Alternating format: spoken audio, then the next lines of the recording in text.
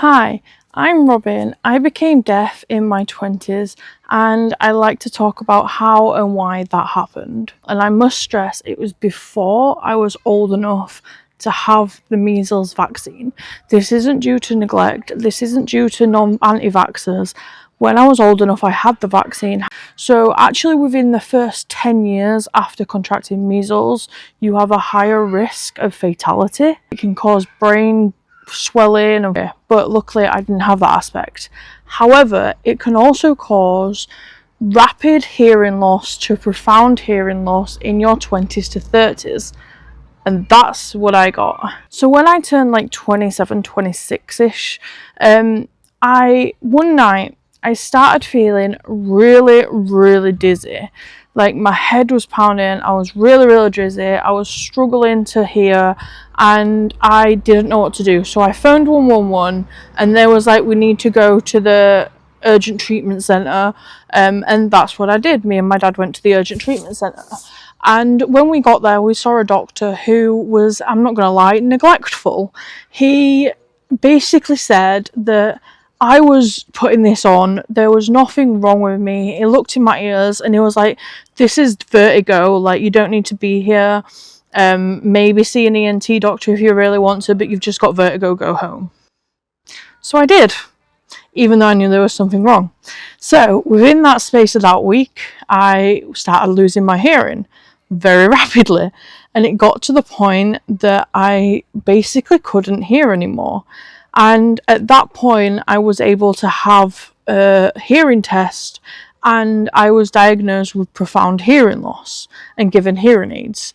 So that week building up to losing my hearing, I'm not gonna lie, was one of the most stressful weeks I have ever been through.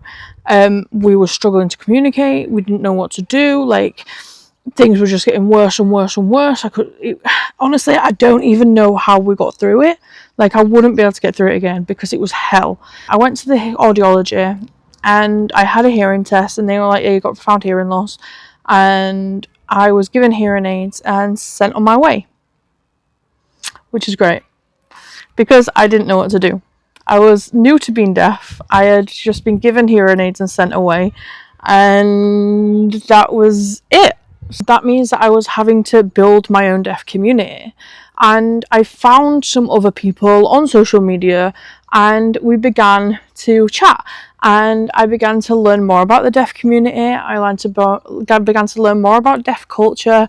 I began to learn more about sign language, how BSL enhances development and diminishes language deprivation, and yeah, allows us to communicate with each other and other deaf people and other BSL users. And yeah, it just creates a whole sense of self. Basically, with measles, what it can do is it can cause either bony structures to form in your ear cavity, or it can damage the inner ear and cause a lot of inner ear infections, which we think is what happened the night when I went to the urgent treatment centre, that I had an inner ear infection and that's what started the ball rolling. Because now that we've looked into it, I've had a lot of inner ear infections that have gone untreated. So maybe that I've had that since I was a kid. Like I've been constantly getting them and it's been untreated, and that probably didn't help. But when I had the full-on attack and I ended up in the urgent treatment centre, the neglect that I had there could have possibly been the cause of the rapid loss. However, at this point we don't know, so I'm just kind of taking it as we go. And yeah, I wouldn't change my life now. I wouldn't change my deafness. And that is something that I am still learning to this day. It's only been 2 years. So I am building my own deaf community. I've met deaf people on things like Instagram and TikTok and Discord. And I have started learning more about deaf culture, learning more about my deaf identity, and how I can build a community around something that was so scary. I am learning BSL, I'm learning violin bardo, if I've said that right. But I am trying my hardest to find methods of communication, of community that works for me. So the issue is, when I became deaf and I was given hearing aids and sent on my way, there's no like BSL introduction, there's no language introduction for people who become deaf later in life. So when you're born deaf, you have the choice of doing BSL and speech and language therapy. However, anything after that, you're kind of just left on your own. Like, there's no help or support in language and communication and social aspects of it all. So yeah, so you're kind of left on your own. So I'm starting to learn sign language on my own and through the help of the friends that I've made in the deaf community, which is great. One thing that I would say I have struggled with a lot is communication within my own immediate family. So we have no one in our immediate family that has ever been deaf, other than my nan, but she was 94. It's kind of understandable. So it's hard, and I know there's a lot of frustration there, but I want to note that it's not frustration with me.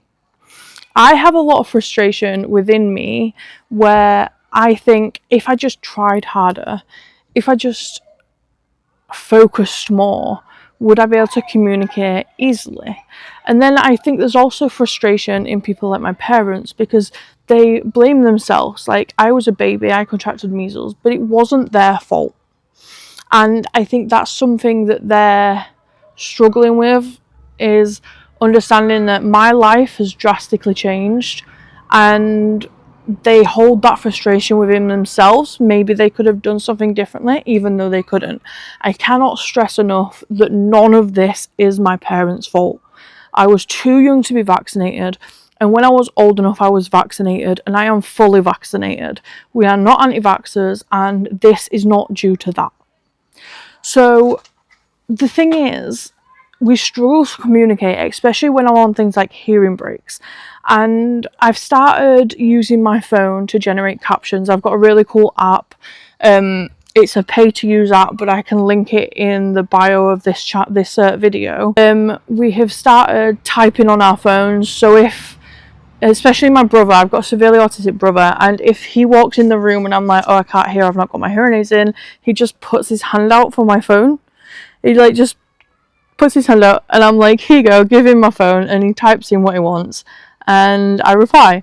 I think it's harder for my parents because I've grown up hearing, they've grown up with me hearing, and it's a big adaptation for them, especially with the age they are and all that lot.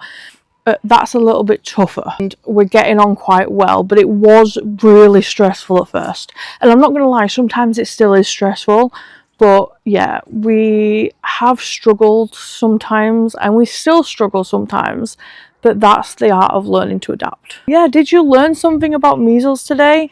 Let me know if you knew this, let me know if you have any questions. Like, yeah, it's all wild. So like, my hearing is completely gone. I'm waiting for cochlear implants. I've been accepted my referral, so it's all a waiting process right now, but there's other videos that I'm going to make on that. So yeah, drop me some questions in the comments if you have any, and thank you for listening. I'll catch you later.